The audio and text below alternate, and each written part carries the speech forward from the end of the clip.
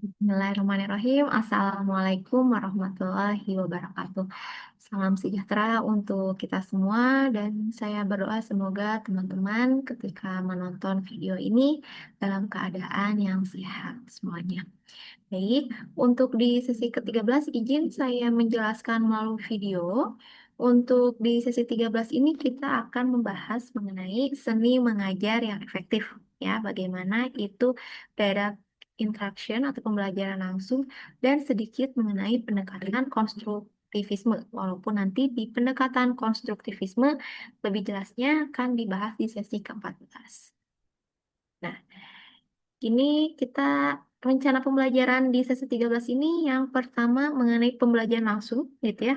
Kita akan mengkaji apa aja sih 7 tahapan yang penting dari pembelajaran langsung gitu ya secara mendalam untuk penguasaan keterampilan yang fundamental untuk guru.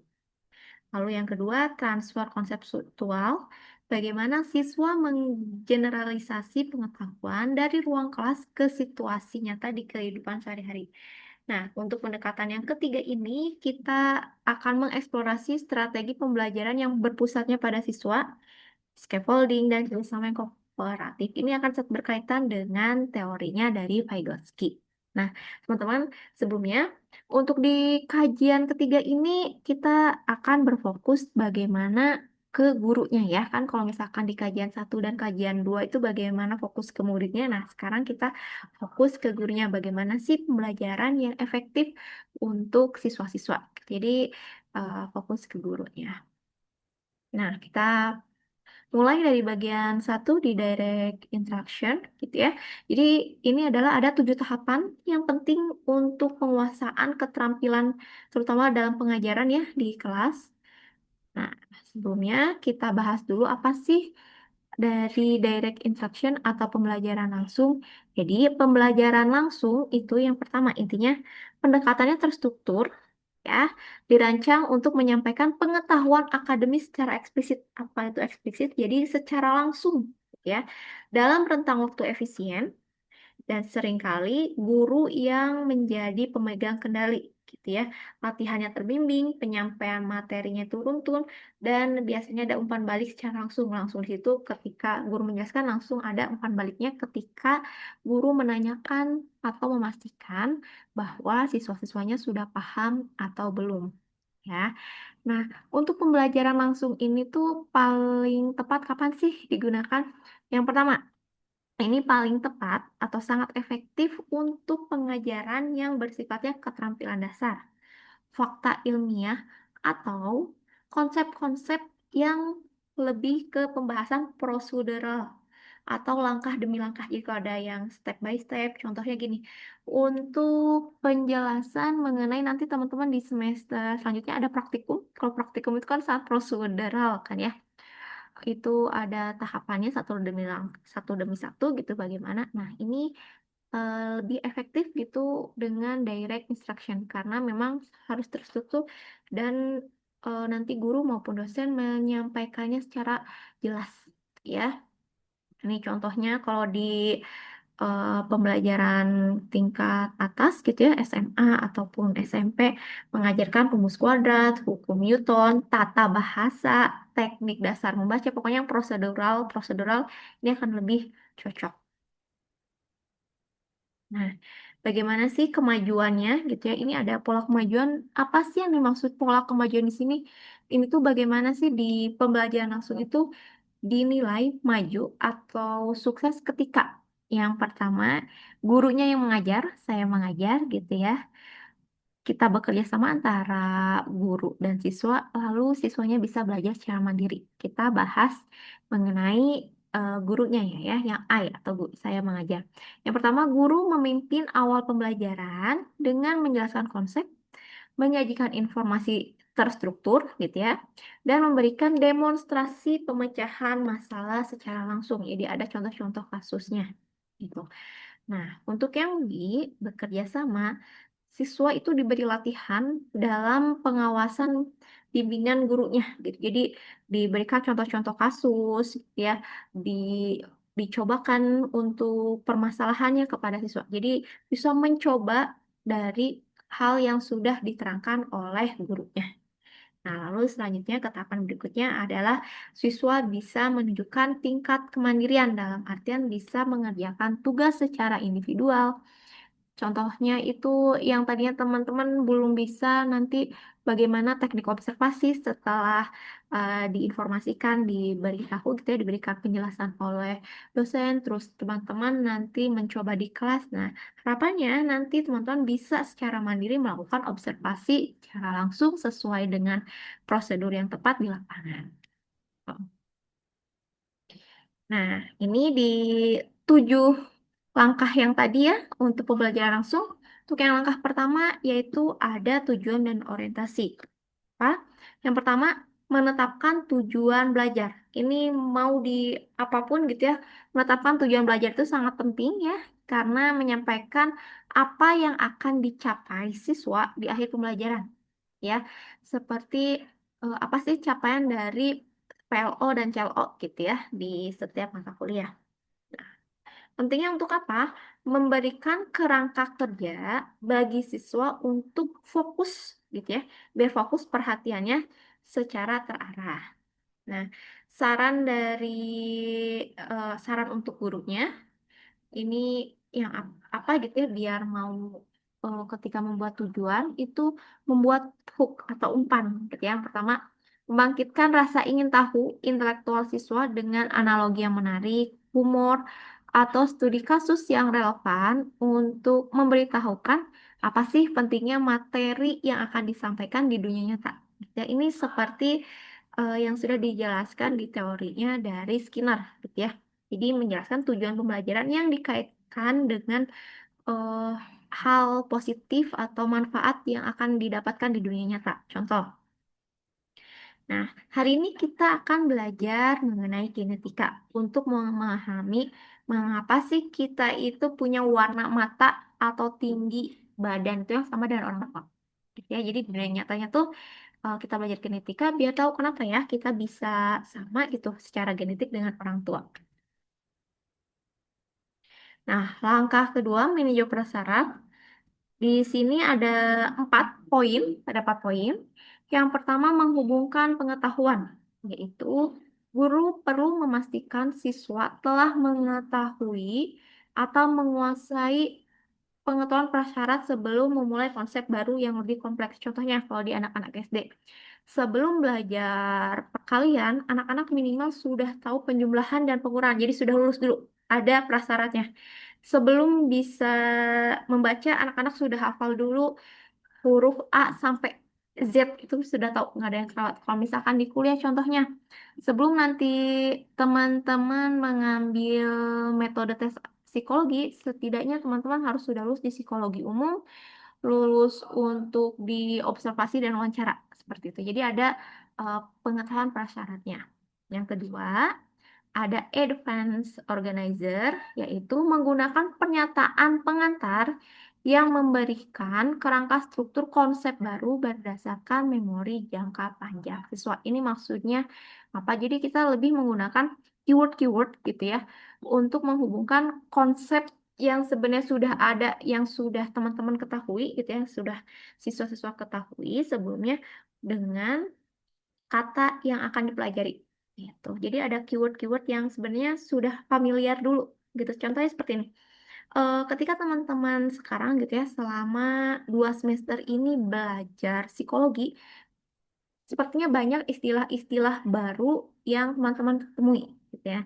Nah, sebagai pengantar atau jembatan agar teman itu lebih memahami materi psikologi, maka biasanya dosen-dosen kita itu memberikan keyword atau contoh-contoh di kehidupan nyata. Contoh-contoh yang memang teman-teman sudah alami ataupun diketahui sebelumnya. Seperti itu. Yang ketiga, kita masuk ke poin ketiga, ada identifikasi gap belajar. Itu apa? Melakukan kuis singkat atau pertanyaan lisan untuk mendeteksi kesalahpahaman materi sebelumnya yang belum tuntas. Nah, ini makanya salah satu fungsinya kenapa sih ada kuis gitu ya. Nah, itu biasanya buat ngecek nih kira-kira dari materi ini mana ya, dari materi sebelumnya ataupun nanti bahkan kalau udah ada pretest yang belum dipahami itu yang mana. gitu. Dan ini biasanya selain dengan kuis, biasanya ada pertanyaan singkat sih di kelas contoh. Masih ingat nggak dengan konsep ini? Gitu. Biasanya seperti itu. Lalu selanjutnya, ini ada reteaching atau mengajar ulang. Jadi, jika mayoritas siswa di kelas itu gagal atau belum paham dengan materi yang sebelumnya, jadi sebelum masuk ke berikutnya gitu ya, guru wajib meluangkan waktu sejenak untuk mengulang materi yang fondasi. Ini contohnya kayak ini. Seperti sesi online yang saya meminta teman-teman belajar dari bentuk video ataupun menulis resume gitu ya. Untuk memastikan bahwa teman-teman sudah paham semua, di pertemuan selanjutnya saya memberikan review singkat sebelum masuk ke materi si sesi yang selanjutnya. Nah, langkah yang ketiga saya lanjutkan menyajikan materi baru. Jadi yang tadi prasyarat gitu ya. Jadi prasyaratnya harus lulus gitu ya, sudah dipahami dulu semua, lulus semua, baru bisa menyajikan materi yang baru gitu ya. Materi yang baru itu apa aja? Sistemnya yang pertama tetap ada dua poin di menyajikan materi baru ini. Yang pertama strukturasi materinya logis, gitu ya. Jadi mempresentasikan materinya itu poin-poinnya harus terstruktur gitu ya, bahasanya jelas, mudah dipahami gitu. Terus transisi dari subtopik satu ke yang selanjutnya itu harus sesuai. Jadi nggak loncat-loncat gitu penjelasannya. Jadi ada urutan dalam memberikan penjelasan. Ya, selanjutnya ada aturan kejelasan dan kecepatan. Jadi ini untuk aturan kejelasannya, jadi bagaimana sih penyampaian materinya itu bisa mudah dipahami artikulasi gitu ya. Ini seperti yang sudah saya sampaikan dan ini masih saya pelajari terutama terkait kecepatan. Kecepatan dalam saya menjelaskan ke teman-teman gitu ya. Bukan durasi. Intonasinya ataupun ritme ketika saya menjelaskan gitu ya, kalau misalnya terlalu cepat, nah itu bisa jadi ada yang belum paham. Dan ini masih sampai saya, karena saya cenderung gitu ya, kecenderungan berbicara cepat, ini terbawa ketika menjelaskan materi, jadi kecepatan juga ini salah satu contoh gitu ya.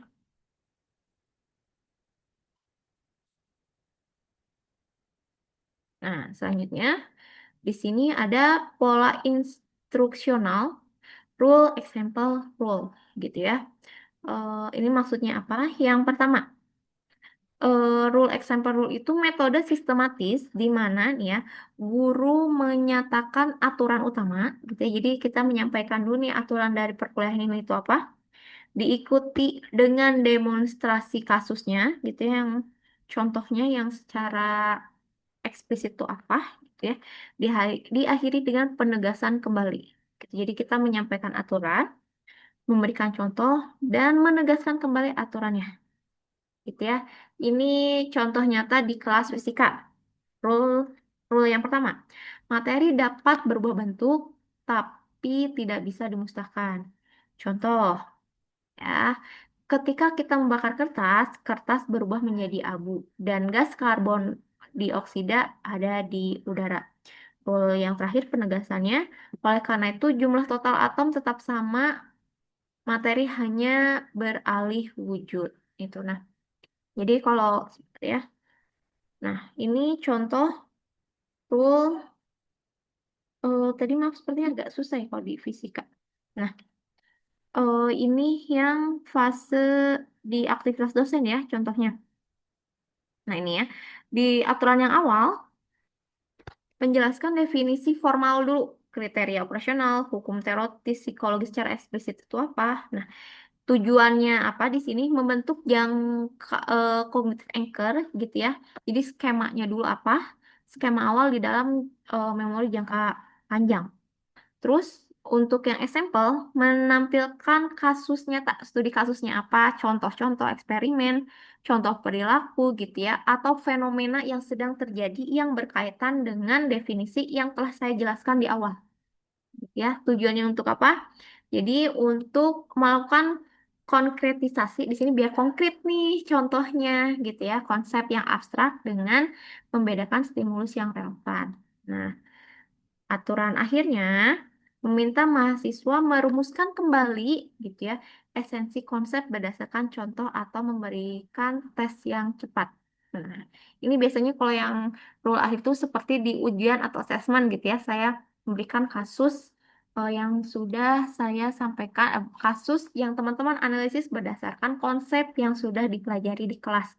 Nah, kalau misalkan asesmen itu kan agak cukup panjang ya pembahasannya, jeda waktunya. Nah, kalau misalkan di kelas itu biasanya ketika saya menanyakan kembali pemahaman teman-teman atau ketika saya meminta contoh dari teman-teman gitu ya. Ini salah satu runtutan dari rule atau aturan yang terakhir. Nah, selanjutnya ini work example dan multimedia.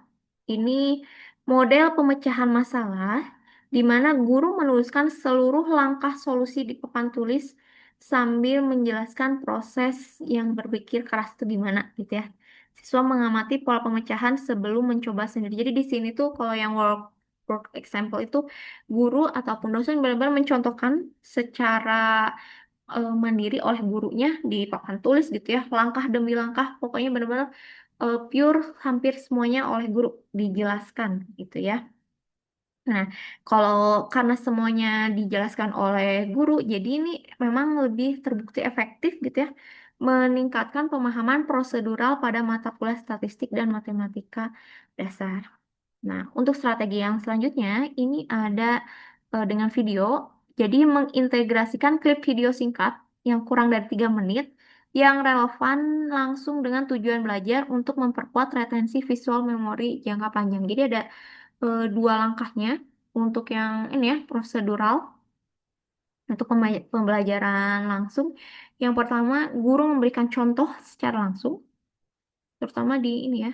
Nah, di instruksi yang rule example rule. Nah, kalau misalkan eh di ketika memberikan contohnya itu ada dua tipe. Di sini ada dua cara dengan guru yang memberikan langsung atau menambahkan dengan video klip gitu ya. Tiga video, bukan 3 menit video yang relevan.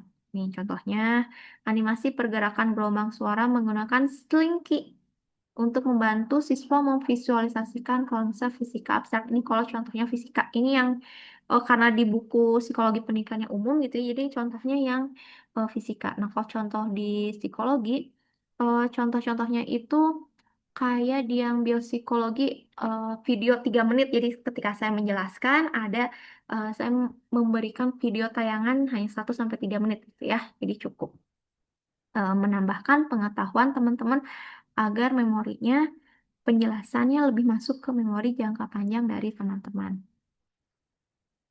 Nah, di langkah 4 ada learning prompts. Apa sih learning prompts itu? Yaitu teknik interaktif di mana guru mengajukan pertanyaan singkat selama pelajaran untuk memeriksa pemahaman siswa sebelum melangkah ke materi berikutnya, gitu ya. Nah, ini tuh contohnya kayak gini. Apa yang sudah teman-teman ketahui tentang kalau di sini direction, instructional direction atau pembelajaran langsung gitu ya. Atau nanti tiba-tiba saya bertanya, di sini siapa yang bisa menjelaskan teori Vygotsky tentang scaffolding gitu ya. Jadi ada pertanyaan-pertanyaan singkat aja gitu ke siswa. Nah, jadi selanjutnya di eh, pertanyaan singkat ini bukan hanya untuk penelitian gitu ya, tapi untuk mendiagnosis awal gitu ya, umpan balik instan, mana sih yang bisa mengetahui mana jawaban yang benar gitu, apakah 50% nanti teman-teman bisa menjawab dengan benar atau tidak. Nah, karena di sini tuh untuk mengetahui apa yang disampaikan oleh guru ataupun dosen itu apakah sudah dipahami semuanya atau belum. Gitu. Nah, ini ada tekniknya. Yang tadi ya, teknik bertanya efektif yang singkat itu ada caranya. Teknik pertama ada wait time 3 detik. Jadi berikan waktu tunggu minimal 3 detik setelah mengajukan pertanyaan untuk memberikan kesempatan berpikir yang adil bagi seluruh siswa. Jadi contoh gini, baik teman-teman di sini siapa yang bisa menjelaskan tentang konsep dari materi pembelajarannya Bandura? Saya berbentuk satu, dua, tiga. Oke, angkat tangan. Gitu. Jadi saya baru eh, meminta teman-teman angkat tangan dengan jeda waktu 3 detik. Ya. Lalu teknik kedua dengan calling order, acak gitu ya. Jadi contohnya yang acak itu baik sekarang itu tanggal 4 bulan 6. Buat yang nomor urutannya bulan 6 absennya silahkan menjawab. Atau yang acak biasanya saya tuh yang tanggal lahirnya bulan 6 gitu ya. Bisa di sini. Lalu teknik yang keempat, ini teknik bertanya yang keempat adalah all pupil response, meminta tanggapan serempak dari seluruh kelas menggunakan sinyal tangan atau papan tulis kecil atau panduan suara yang efisiensi. Jadi biasanya ini lebih ke pandu ini ya, pertanyaan-pertanyaan yang sebenarnya lebih interaktif di informal gitu atau di anak-anak apa ya istilahnya ketika teman-teman presentasi atau di anak-anak kecil ini lebih efektif sebenarnya ya tanggapan serempak atau untuk yang pertanyaan pertanyaan contoh gini. Teman-teman baik untuk gender artinya apa, seks artinya apa, jadi bertanya untuk keseluruhan ya di sini. Selanjutnya menghindari klasik pitfall. Menghindari pertanyaan retoris dengan jawaban tebakan ya atau tidak. Jadi pertanyaan benar atau salah gitu hanya pertanyaannya benar atau salah ya atau tidak itu harus dihindari karena di sini fungsinya untuk memastikan teman-teman paham, maka pertanyaannya itu harus pertanyaan kritis. Diawali dengan mengapa, kenapa, jelaskan alasannya. Gitu. Lalu selanjutnya kita ada langkah 5 latihan mandiri. Nah, di latihan mandiri ini ada 4 konsep juga, ada 4 poin. Yang pertama, ya sebelum bagaimana sih cara kita memastikan bahwa siswa atau mahasiswa gitu ya teman-teman bisa paham dan bisa mengerjakan sendiri gitu ya, mempraktekannya sendiri gitu ya. Yang pertama, pastikan kesiapan siswa.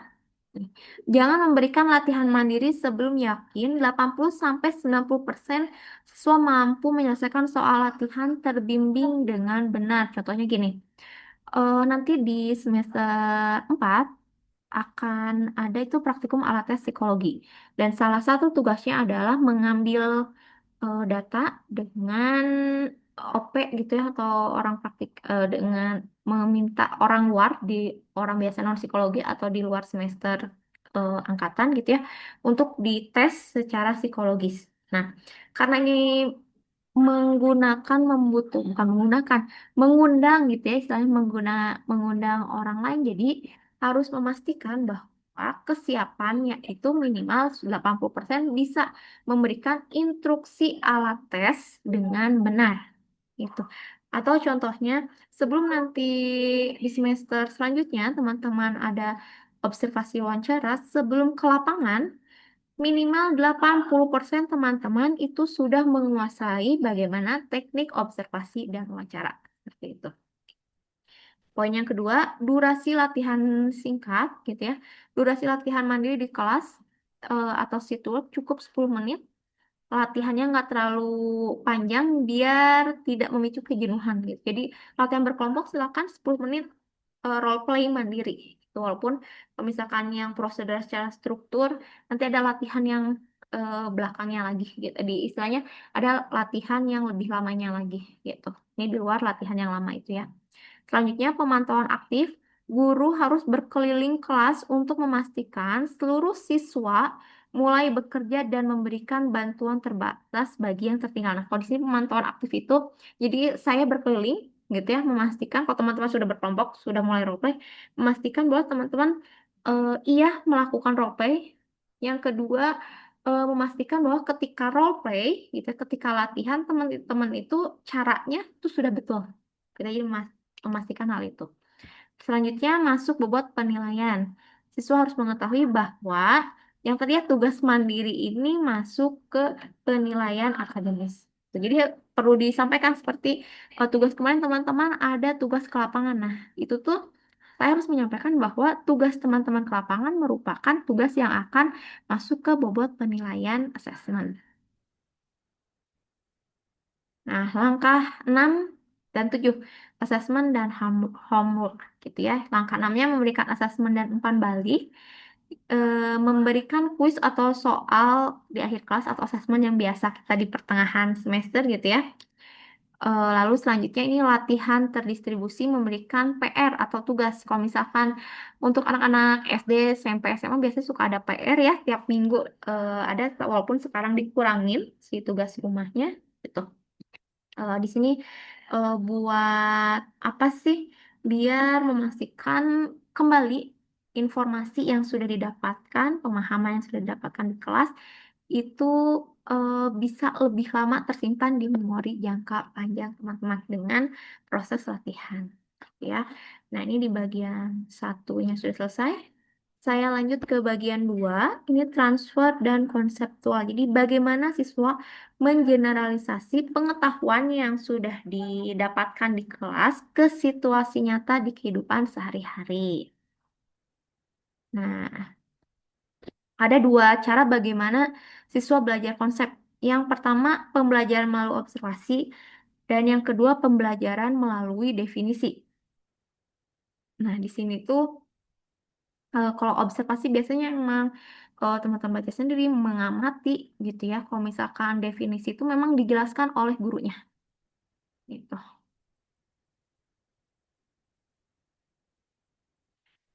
Ini selanjutnya biasanya ada apa sih yang menyebabkan masalah kegagalan transfer? Masalah kegagalan transfer itu maksudnya apa? Jadi gini, secara konsep, secara teoritis itu teman-teman paham, tapi ketika dipraktikkan itu malah tidak bisa. Jadi eh, sering mendengar istilah teori jago tapi praktek nggak bisa. Nah ini berarti ada kegagalan transfer ilmu gitu ya dalam pembelajaran. Mana sih yang di miss kok secara teoritis bisa gitu, secara pengetahuan teman-teman tuh bisa asesmen, tapi ketika prakteknya kok ada yang kurang gitu ya, tidak sebagus dengan nilai teoritis. Nah, itu biasanya gap yang perlu diketahui. Dan ini biasanya permasalahannya selain dari pengetahuan, rasa percaya diri ini berpengaruh juga gitu ya. Nih, karena transfer belajar tidak terjadi secara otomatis, guru harus secara eksplisit mengajarkan cara penerapan prinsip-prinsip teoritis ke dalam konteks yang bervariasi. Ini kan kalau contoh buat anak SD itu 2/3 dikali 3/4 sama dengan 1,5. Ini biasanya konsep potongan, jadi langsung ngasih gambar kue gitu ya. Konsep yang praktiknya itu seperti itu. Kalau misalkan di psikologi praktikumnya ini praktikum ke lapangan yang observasi wawancara. Jadi ketika teman-teman mempelajari semua teori yang ada di psikologi, ketika observasi wawancara nanti alat tes psikologi itu akan keluar. Atau ketika teman-teman sebenarnya kalau belajar psikologi, bagaimana berinteraksi dengan orang sekitar gitu ya, bagaimana teman-teman memperlakukan orang lain secara nggak langsung itu mempraktekkan ilmu psikologi yang sudah teman-teman pelajari, atau ketika nanti sudah punya pasangan, sudah punya anak gitu ya, bagaimana teman-teman menerapkan ilmu psikologi teman-teman untuk menghadapi pasangan, bagaimana memberikan pola asuh yang tepat terhadap anak-anak teman-teman nanti gitu ya. Ini prakteknya kalau yang psikologi. Atau kalau misalkan nggak kejauh nanti di dunia kerja, nah itu yang prakteknya secara langsung. Nah, ini ada eksperimen pembelajaran niche. Ya, nah ini penjelasannya. Jadi di tahun 1977 itu Nietzsche menguji bagaimana cara yang terbaik mengajarkan konsep abstrak yang rumit kepada siswa agar tidak hanya menghafal, melainkan mampu melakukan transfer pengetahuan ke situasi baru yang nyata. Jadi di sini tuh biar selain si siswanya itu hafal, selain hafal, tapi mampu juga gitu ya. Nah, ini dibagi jadi dua kelompok, ada kelompok A dan kelompok B. Untuk yang kelompok A, ini hanya contoh sejenis. Yang kelompok B contohnya beragam. Nah, metodenya dosen memberikan definisi konsep baru, lalu hanya memberikan contoh-contoh dari situasi atau konteks yang mirip aja, gitu ya. Kalau di sini hasilnya mahasiswa memahami konsep dengan cepat pada tes awal, namun gagal total ketika konsep tersebut diujikan pada situasi dunia nyata yang baru dan berbeda. Ini contohnya kayak kalau dulu teman-teman ketika sekolah gitu ya, ada soal matematika ketika di kelas biasanya paham konsepnya gitu, tapi ketika soalnya diubah gitu ya, biasanya agak sulit. Nah ini, jadi makanya pentingnya gitu ya contoh-contoh yang beragam itu ini. Jadi ketika ada situasi yang baru, walaupun tidak serupa, mirip itu hanya sedikit, itu masih bisa gitu ya. Nah, kalau yang kelompok B, ini contohnya beragam. Dosen memberikan definisi konsep baru, lalu memberikan contoh kasusnya tuh bervariasi. Jadi nggak hanya satu kasus. Hasilnya apa? Mahasiswa memang membutuhkan waktu yang lebih lama untuk paham di awal, tapi memiliki kemampuan transfer pengetahuan yang luar biasa dan mampu mengenali konsep tersebut di dunia nyata dalam situasi apapun. Seperti kalau misalkan dosen memberikan contoh dari teori A gitu ya, contoh kasusnya tuh nggak satu, atau ketika asesmen untuk satu teori itu untuk satu teori itu ada beberapa kasus gitu ya. Nah, itu untuk membantu teman-teman bisa mentransferkan, mengeneralisasikan pengetahuan tersebut di dunia nyata. Nah, rekomendasi Nietzsche itu apa? Mengajarkan beberapa contoh dalam konteks yang sama dulu untuk fondasi, lalu segera berikan contoh yang variatif.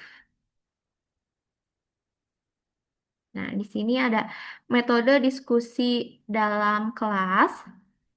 Yang pertama dibagi dua, metode diskusi seluruh kelas, dan yang kedua diskusi kelompok kecil.